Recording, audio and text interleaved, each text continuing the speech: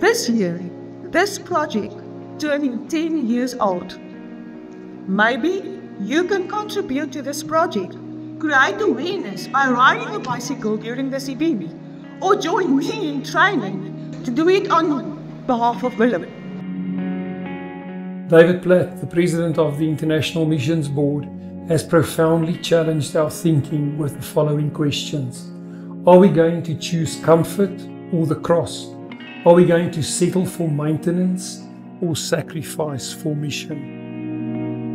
So dis vir my en Karen en dan ook ons besigheid ongelooflike voorreg om vandat ek in 2013 ons besigheid begin het, hierdie as 'n baie belangrike deel van ons sending te beskou en dan dit ook te ondersteun.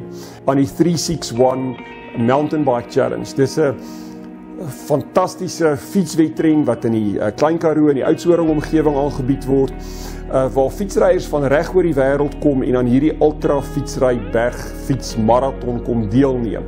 En hulle ry letterlik 361 km. Hulle moet dit binne 36 uur klaarmaak. En ons het oor die jare partymal soveel as 50 fietsryers gehad wie saam met ons gery het. Ons sê ons ry vir die rede. En hierdie fietsryers het dan fondse ingesamel vir hierdie Bybelvertalingsprojek van ons. He had a passion for the unreached people groups, to have the Bible in their language, and to make funds available for the rest of the world according to biblical values. For 9 years, Willem participated annually in the 361 Mountain Biking Challenge.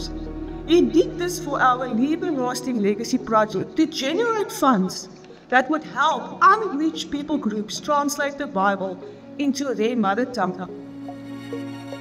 It is a task unfinished.